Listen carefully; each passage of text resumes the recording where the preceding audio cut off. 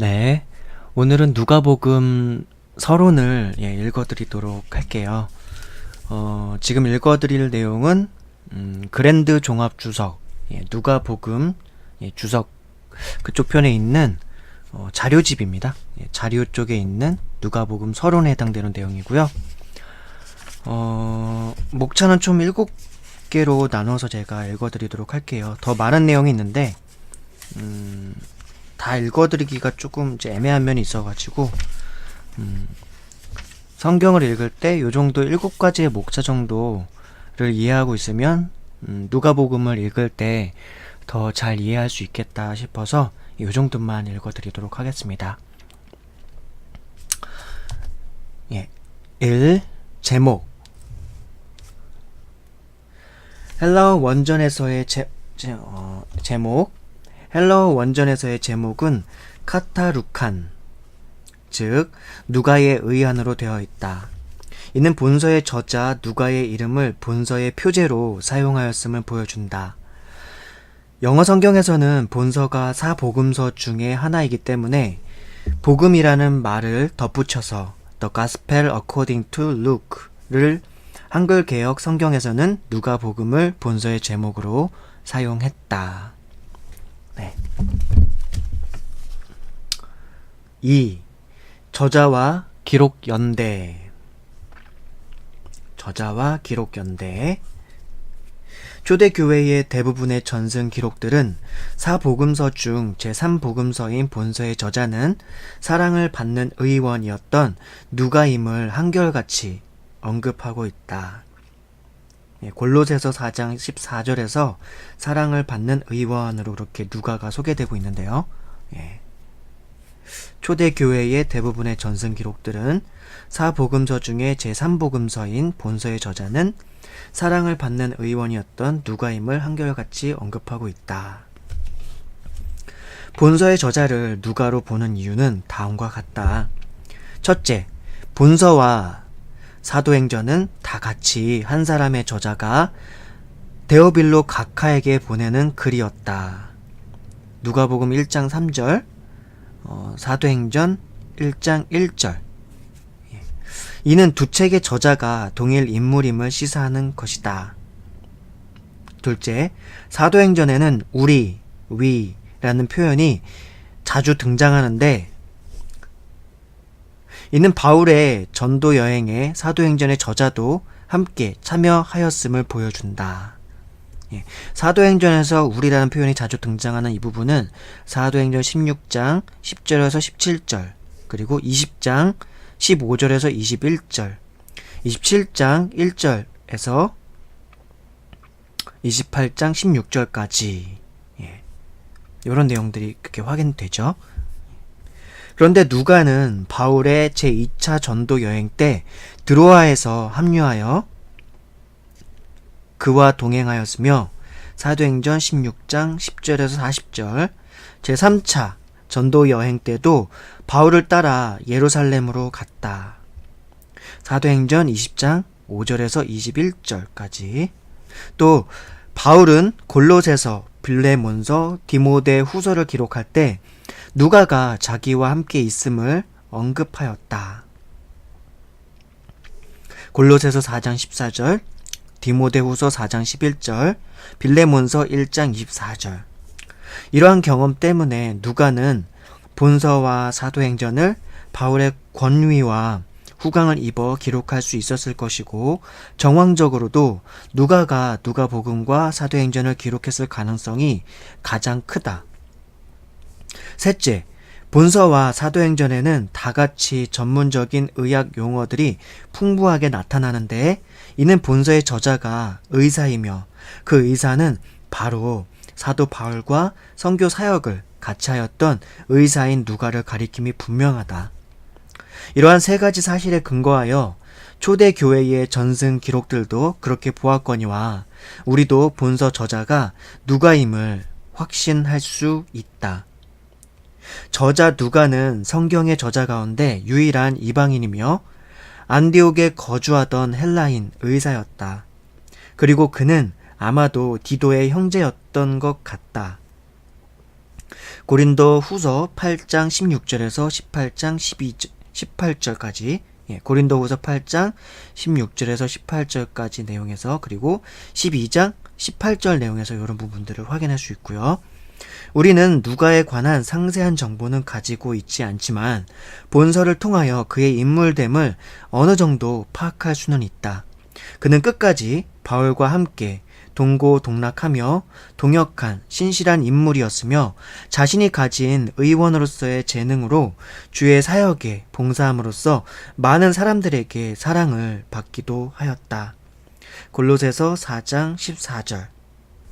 그의 이 같은 희생적인 봉사 정신은 그리스도의 제자들에게 요청되는 바 헌신적인 희생을 강조하는 그의 복음서와 사도행전의 기록들 속에서도 잘 반영되어 나타난다. 누가복음 6장 34절, 35절, 그리고 누가복음 16장 10절에서 13절, 사도행전 2장 44절, 45절, 그리고 사도행전 4장 32절에서 5장 10절까지. 이런 누가 곧 헬라인으로서의 냉철한 지성과 교양, 의사로서의 덕망과 아울러 그리스도의 복음에 대하여 뜨거운 열정을 가지고 있었던 누가는 예수에 관한 모든 일을 상세하고도 정확하게 본서를 기록하여 1차적으로 자신과 같은 문화권에 살던 이방인들에게 전하고자 했다. 누가복음 1장 1절에서 4절. 즉, 그는 로마 제국의 통치하에서 헬라 문화에 젖어 살던 여러 지역의 비유태계의 사람들에게 그리스도의 복음을 증거하고자 붓을 들었던 것이다. 이러한 누가의 모습을 통해서 우리는 참 그리스도의 제자된 자로서 자신의 능력과 재능을 최대한 활용하여 주의 사역에 동참할 것에 대하여 강한 시사를 받게 된다. 한편 누가복음의 기록 연대도 다른 복음서와 마찬가지로 확정하기 어렵다. 그러나 본서의 기록 연대를 추정하기 위하여 학자들은 대개 다음과 같은 몇 가지 전제 조건을 제시한다. 그것은 첫째, 사도행전 1장 1절에서 데오빌로여 내가 먼저 쓴 글에는 이라는 기록에서 보듯 사도행전 이전에 본서가 기록되었다는 것이다. 그런데 사도행전은 바울이 로마 감옥에 갇히던 해인 AD 63년 말경에 서기 63년 말경에 작성된 것으로 추정되기 때문에 누가복음은 적어도 그 이전에 기록되었음이 분명하다. 둘째, 본서에는 예루살렘 멸망에 관한 예언이 나온다. 21장 20절에서 24절. 누가복음 21장 20절에서 24절. 혹 자들은 이 때문에 본서가 예루살렘 성전이 파괴된 AD 70년 이후에 기록된 것으로 보기도 한다. 그러나 이것은 분명 과거에 대한 회고가 아니라 미래에 일어날 일의 예언이기 때문에 AD 70년 이전에 본서가 기록되었다고 봄이 더 타당하다. 셋째, 이는 비록 확정적인 것은 아니지만 대부분의 학자들은 누가가 마가복음의 기록들을 상당 부분 참고한 것으로 본다. 따라서 마가복음이 AD 55년에서 68년 사이에 기록된 것으로 추정되기 때문에 본서는 그 이후에 기록된 것으로 보아야 할 것이다. 이 같은 세 가지 전제 조건을 만족시키기 위해서는 사도 바울이 로마에 체류 중이던 AD 61년에서 63년경에 본서가 기록된 것으로 보는 것이 가장 타당한 것 같다. 끝으로 본서의 기록 장소로는 누가의 고향인 수리아의 안디옥이나 로마가 가장 신빙성 있는 곳으로 추정된다.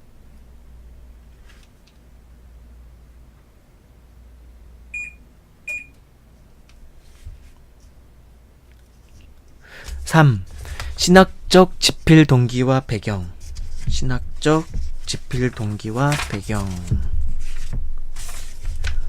3. 다음 신학적 지필 동기와 배경. 누가의 또 다른 책인 사도행전이 예수의 사후 사도들에 의하여 예수의 복음을 믿는 교회가 그 어떤 내외의 장애에도 불구하고 확장되어가는 복음의 역동성을 그 당시의 사람들과 후대의 사람들에게 보여주고자 기록되었다면, 본 누가복음은 동일한 상황에서 일단 주의 복음의 내용 자체를 보여주고자 기록되었다. 누가가 본서를 기록하던 AD 1세기 후반에는 로마 제국이 전성기를 향해 치달리던 때였다. 그들은 황제를 곧 신이며 그 신이 세운 제국은 영원할 것이라고 선언하며 그 황제가 그가 세운 로마에 충성할 것을 강요하고 있었다. 그러나 로마 제국 내의 많은 사람들은 노예로 팔려다니고 굶주리고 매맞으며 박해를 당하였다. 숱한 철학과 세속 종교의 스승임을 자처하는 자들이 나와서 사람들을 미혹했으나 참 진리와 구원의 갈증을 해소시켜주는 참 스승은 없었다. 제국은 부강해지는 것 같았으나 그럴수록 도덕과 양심은 짓밟히고 일시적 쾌락에 대한 탐욕만이 온 세상에 난무했다. 오늘 권력과 부귀를 누리는 자도 황제의 변덕 하나로 순식간에 몰락하고 처형되기가 예사였다. 많은 사람들이 참 평화와 구원에 대한 아무런 희망 없이 그저 그 순간을 살아가야만 했었다. 한마디로 그 누구도 참다운 인간으로서의 삶은 살지도 못했고, 더더욱 참다운 인간의 모습을 추구하며 영원한 구원을 얻을 희망을 가질 수 없었다. 이런 상황 하에서 십자가 순환 이후 부활, 승천한 나사렛 예수를 믿는 크리스찬, 곧 예수를 따르는 자들이 믿는 기독교가 예수를 따르던 사도들의 사역으로 제국 전체에 급속히 퍼지게 되었다. 이에 대하여 일부는 경건한 마음으로 받아들여 이를 믿고 회개하며 주의 제자가 되었으며, 일부는 무시하거나 조롱했다. 그리고 더더욱 중요한 사실은 오직 하나님만을 참 신이요 주님만을 참 구주로 알고 참다운 인간성의 회복과 정의와 평화를 가르치는 기독교의 교리가 황제 숭배를 강요하며 약육 강식의 논리로 전 세계 만민을 억압하려는 로마 제국의 정치적 이해에 배치되자 로마 제국이 서서히 기독교를 탄압하기 시작하였다는 사실이다. 누가는 바로 이런 배경하에서 또한 구약적 배경이 없는 당시 로마 제국의 여러 이방 민족들에게 우리 주 예수께서 우리의 구주가 되시는 진리를 이론적이고 사변적인 논증으로서가 아니라 그들의 가슴에 가장 쉽게 와닿는 사실 그대로의 역사적 측면에서 접근하여 보여주고자 본서를 기록했다.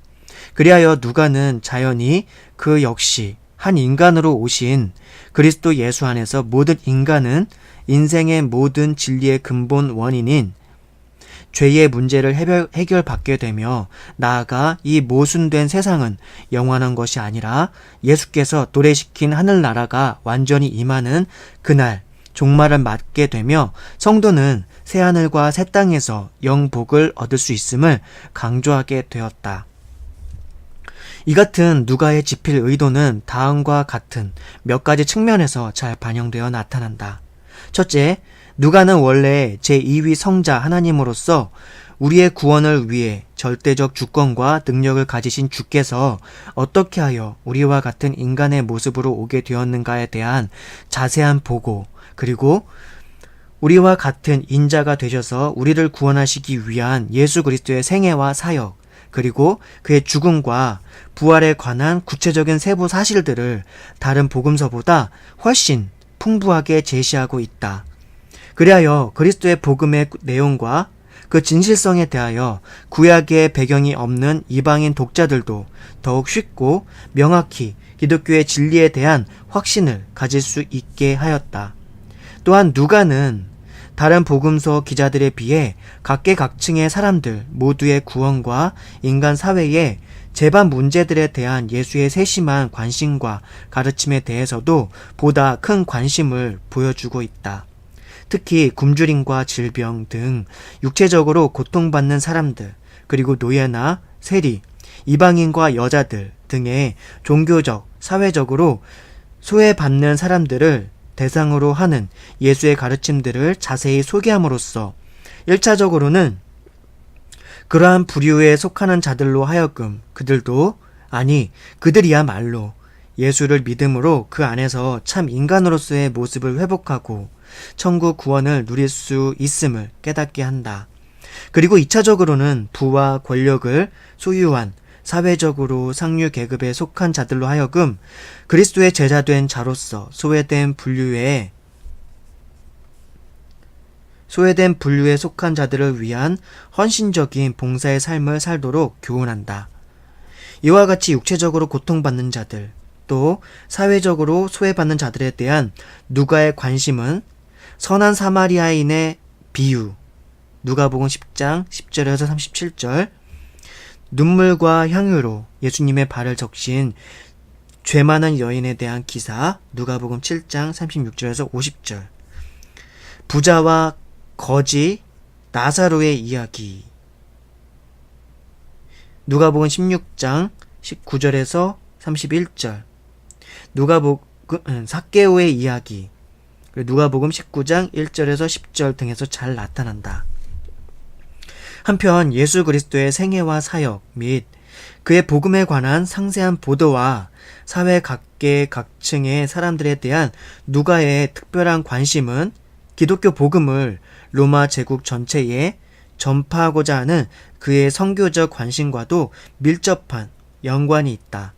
물론 기독교의 복음이 어떻게 로마 제국 전체에 확산되었는가에 대한 구체적인 언급은 누가의 또 다른 저서인 사도행전에서 더욱 자세히 나타나나 본서에서도 다른 복음서에서 기록하지 않은 70인의 제자 선교 파송 기사를 기록하고 있어 그 일면을 엿보고 있다. 70인의 제자 선교 파송 기사 이 부분은요 누가복음 10장 1절에서 24절에서 확인할 수 있습니다. 4. 누가복음의 내용 전개. 누가복음의 내용 전개.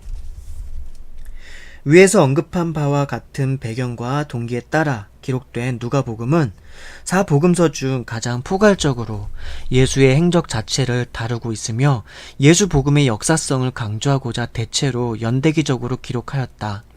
그리하여 자연히 예수의 생애의 각 단계별로 기록된 본서는 크게 네 부분으로 구분될 수 있다. 먼저 누가복음 1장 1절에서 누가복음 4장 33절까지는 인자 예수의 소개 부분으로서 주의 탄생과 공생의 준비를 보도하는 일종의 발단 부분에 해당되며 본론 전반부인 4장 14절에서 9장 50절은 4장 14절에서 9장 50절까지의 내용은 인자 예수의 갈릴리 중심 사역을, 본론 후반부인 9장 51절에서 19장 27절까지의 내용은 유대 중심 사역을 기록한다. 그리고 본서의 결론 부분에 해당하는 누가복음 19장 28절에서 24장 53절까지에는 인자 예수의 십자가 순환과 부활 승천에 대하여 기록하고 있다. 이러한 본서의 내용을 보다 구체적으로 살펴보면 다음과 같다.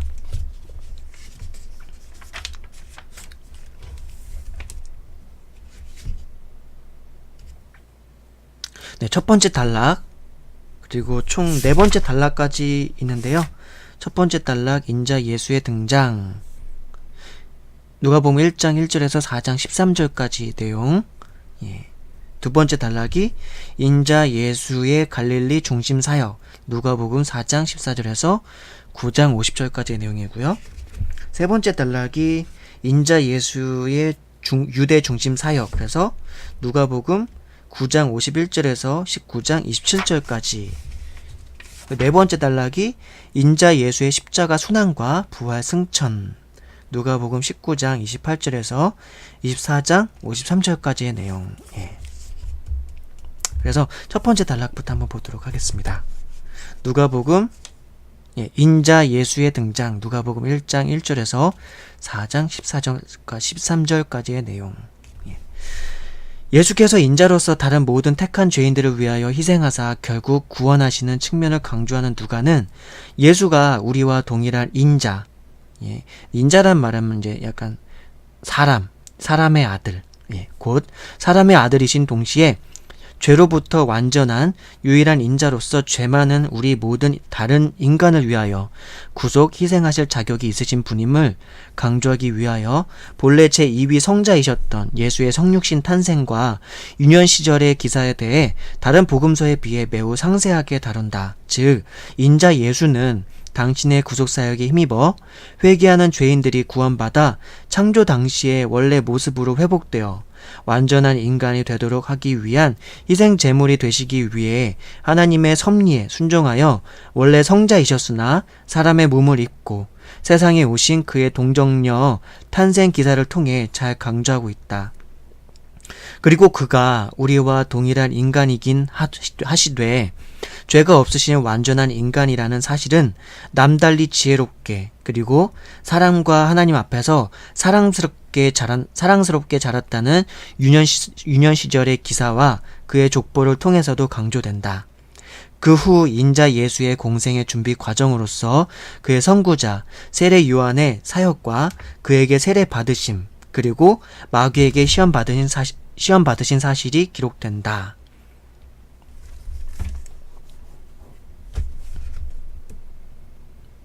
예, 두 번째 단락 인자 예수의 갈릴리 중심 사역 누가복음 4장 14절에서 9장 50절까지의 내용이고요. 이 부분은 다시 크게 두 부분으로 나눌 수가 있다. 먼저 4장 14절에서 6장 49절에서는 성령의 권능에 이끌리어 사역을 계시한 인자 예수의 사역이 가난하고 병든 자들 그리고 포로되고 억눌린 자들에게 치유와 만족과 자유와 기쁨의 복음을 주시는 것이었음을 거듭 강조하면서 궁극적으로 그분은 죄사함의 권세까지 가지신 참 그리스도이심이 증거되었다. 그리고 하나님의 나라를 확장해 나가시기 위하여 믿음으로 당신을 따르는 자들을 제자로 삼으시고 그들에게 곧 인자 예수 안에서 새 사람이 된 그들에게 그리스도의 제자로서 전적으로 하나님께 헌신하는 삶과 그리스도의 의를 온전히 실천하는 삶을 살도록 교훈하신 사실을 증거한다. 그리고 인자 예수의 교훈의 핵심이 평지 수훈 안에 집약적으로 제시된다. 한편 7장 1절에서 9장 50절에서는 인자 예수의 갈릴리 지역을 중심으로 하는 사역이 보다 확장되어 병자들을 치유하시며 죽은 자를 살리신 이적과 무리들과 제자들에게 하나님 나라의 의와 제자된 자로서 갖추어야 할 기본적 자세에 대하여 교훈하신 내용들이 보다 더 많은 무리들에게 보다 더 깊게 확정되어 가고 있음을 기록하고 있다. 이 부분에 기록된 기사들은 대부분 마태, 마가와 중복된다. 네. 세 번째 단락 인자 예수의 유대 중심 사역 누가복음 9장 51절에서 19장 27절까지의 내용입니다. 이 부분에는 전반적으로 다른 복음서에는 거의 나타나지 않는 누가만이 제시하는 기사가 많다. 이 부분도 다시 크게 두 부분으로 나누어 설명할 수 있다. 먼저 9장 51절에서 11장 54절까지 내용에서는 인자 예수의 공생의 사역이 점차 진행됨에 따라 한편으로는 하나님의 나라가 점차 확장되고 많은 무리들이 그리스도를 따르는 반면 인자 예수에 대한 대적들의 배척도 상대적으로 거세게 고조되어간 사실을 기록한다. 누가복음 12장 1절에서 19장 27절 사이의 내용에서는 인자 예수에 대한 대적들의 배척이 점차 심화되어감에 따라 십자가 순환을 통한 예수의 구속 사역의 최종 성취도 임박하였음을 암시하면서 주께서 자신의 십자가 순환과 부활, 승천 이후 계속해서 당신의 사역을 계속하여 이 땅 위에서 교회를 중심으로 하나님의 나라를 확장하여 갈 제자들에게 하나님께 대한 신앙생활과 이웃과의 관계에서 행해야 할 사랑의 실천에 관해 주신 일련의 교훈들을 집중 기록하고 있다. 네 번째 단락 인자 예수의 십자가 순환과 부활 승천 누가복음 19장 28절에서 24장 53절까지의 내용입니다. 예수께서 구속사역의 최종 성취를 위하여 십자가 순환을 받으신 소위 성고난 주간,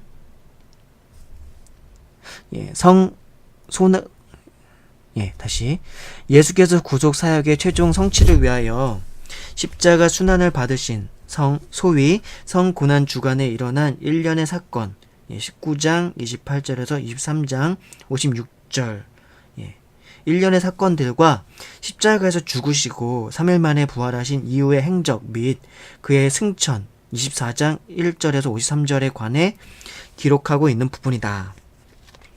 누가는 성고난 주간의 각종 사건과 교훈에 관한 기록들을 통해서 인자 예수께서 우리의 그리스도로서 세우시고자 하는 하늘나라는 그의 유대인 대적자들이 생각했던 것 같이 정치적이고 현세적인 지상의 나라가 아닌 현재로서는 영적인 나라이며 훗날 예수의 재림시에 있을 현 역사의 완전한 종말 뒤에 비로소 영육간의 온전한 형태로 임할 것임을 강조한다.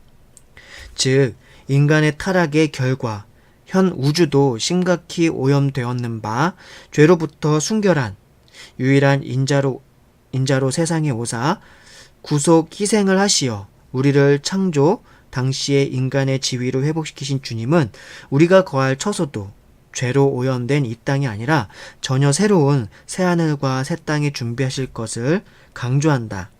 그러므로 그리스도의 제자된 성도들은 그리스도의 재림과 천국을 지향하는 자세를 항상 돈독히 해야 할 것이다. 한편 예수의 십자가 순환은 의인으로서 부당하게 당하신 것이지만 예수께서는 오히려 이를 통해서 원수에 대한 사랑과 용서의 본을 보여주셨다.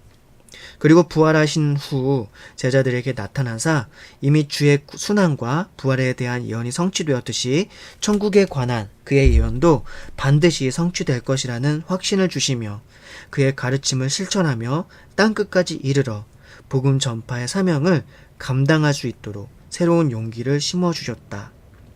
그리고 복음 전파 사명을 계시하기 전에 성령을 보내주신다는 약속과 함께 승천하신 사실을 기록함으로써 본서는 마감된다. 그 후 예수 그리스도의 제자들의 복음 전파 과정에 대해서는 누가의 또 다른 저서인 사도행전에서 전개된다.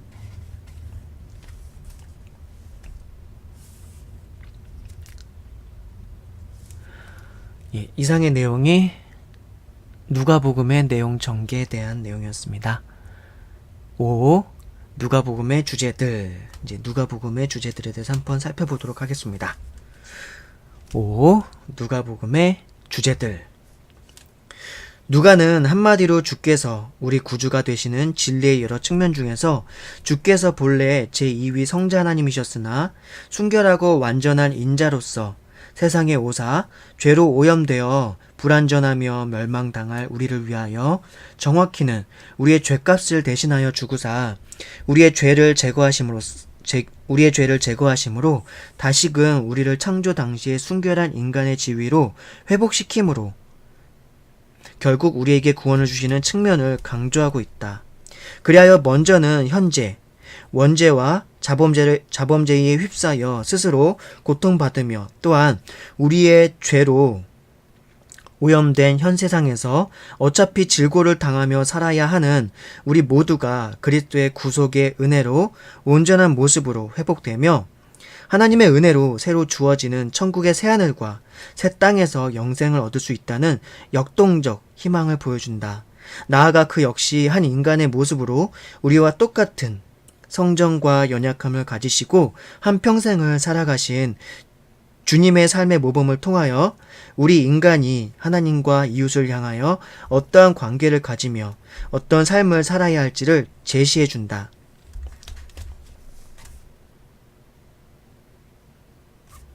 누가복음의 주제는 총 8가지로 좀 살펴볼 수 있을 것 같은데요. 첫 번째, 예수는 그 생애를 통해 메시아에 대한 구약의 모든 예언들을 성취하셨다. 이처럼 수천 년을 통해 주어진 하나님의 약속과 예언을 한 몸에 성취하셨다는 사실에서 우리는 참으로 그분이 우리의 구세주이심을 확신할 수 있다.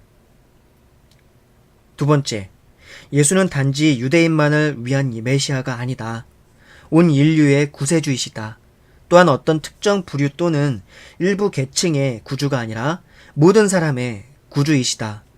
이는 누가가 기록한 예수의 족보가 혈통적으로 유대인의 조상인 아브라함에서 끝나지 않고 인류의 조상인 아담에게까지 거슬러 올라간 사실에서 분명히 확인된다. 누가복음 3장에서 확인할 수 있고요.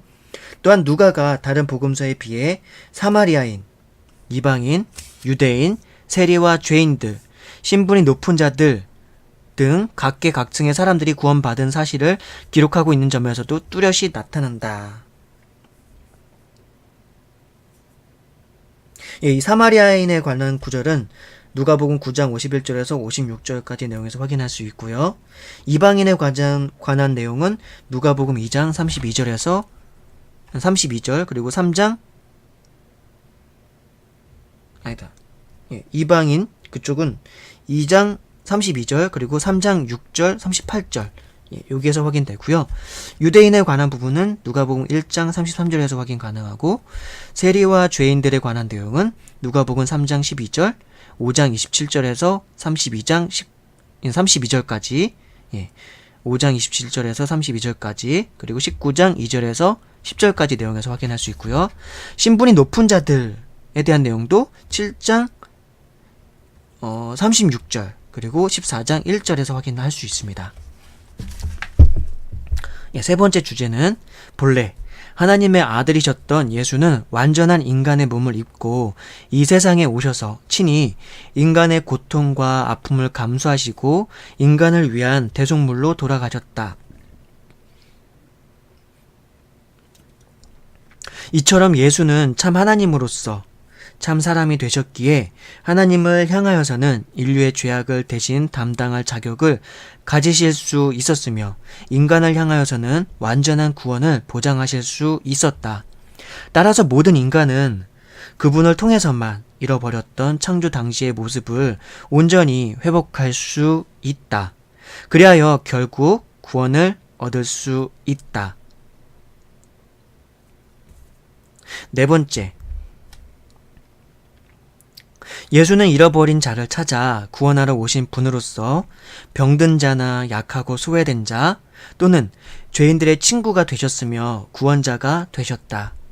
인자이신 예수는 끝없는 인간애를 가지신 인자이셨다. 그리고 당신보다 못난 자들을 위해 헌신 봉사하는 인자이셨다. 다섯 번째, 예수께서는 늘 기도하는 분이셨다. 누가는 예수께서 기도하신 사실을 7차례나 언급하고 있다. 완전한 인자이시며 신적 권능을 소유하신 그분이 그렇게 기도하셨다면 날마다 연약하여 쓰러지기 잘하는 우리 인생들이야 얼마나 더 많은 기도가 필요하겠는가. 여섯 번째, 인자로서 인간에 대한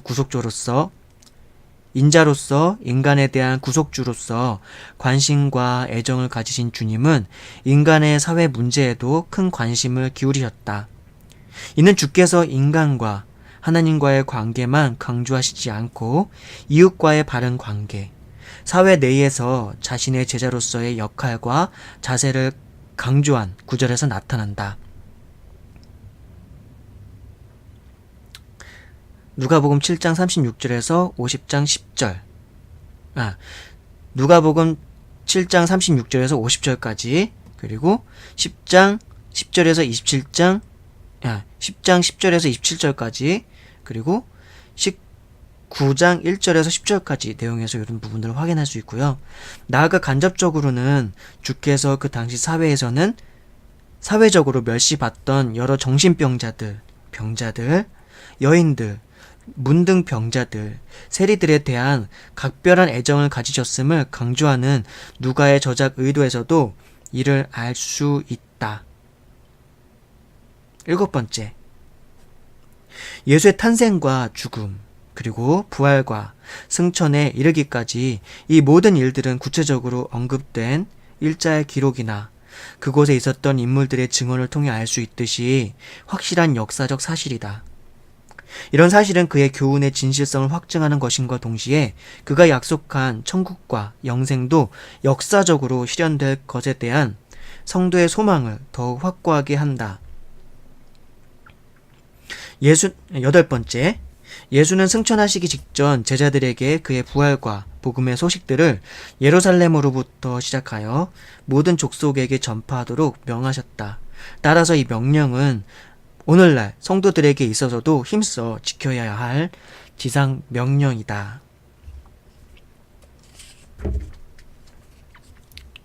네, 이상의 내용이 누가복음의 주제들에 관한 내용이었습니다.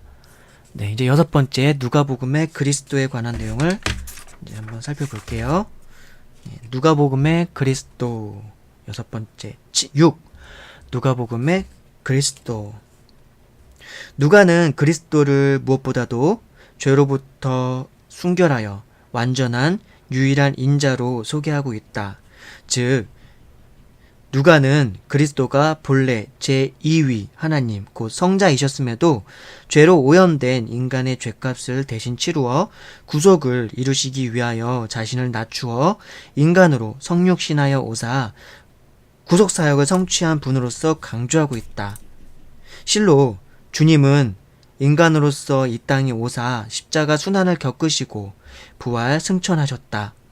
주님은 죄로 오염된 우리와 달리 절대 순결한 유일한 인간으로서 죄 때문에 창조 당시의 본래 모습을 상실해버린 우리 모든 죄인들에게 참 인간상을 제시함과 동시에 모든 죄인들로 하여금 참 인간상을 회복하게 하기 위해 자신을 희생하심으로 구속사역을 성취하신 분이셨다.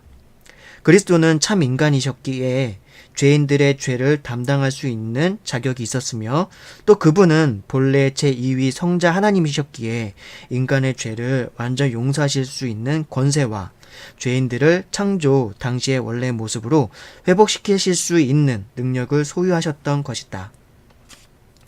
이러한 인자이신 그리스도는 우리 모든 인간들과 동일한 성장 과정을 거쳤으며 죄인들이 받는 시험과 고통도 받으셨다.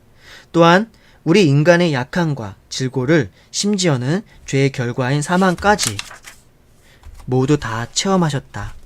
그리하여 주님은 우리 모두의 약함과 고통을 능히 아실 뿐만 아니라 이를 공감하고 계시다. 그러므로 우리는 이런 그리스도께서 우리의 구주이시니 우리의 슬픔과 고통을 누구보다 잘 이해하시며 또한 궁극적으로는 그 모든 것들을 제거하시고 천국의 구원과 영생을 주실 것을 새삼 확신하게 된다.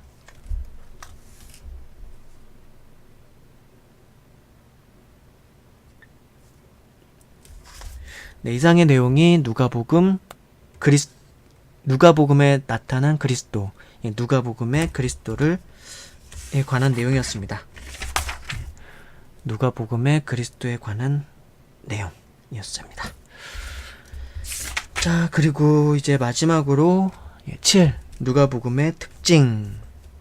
누가복음의 특징. 한 5가지로 볼 수 있을 것 같습니다. 누가복음은 이방인이었던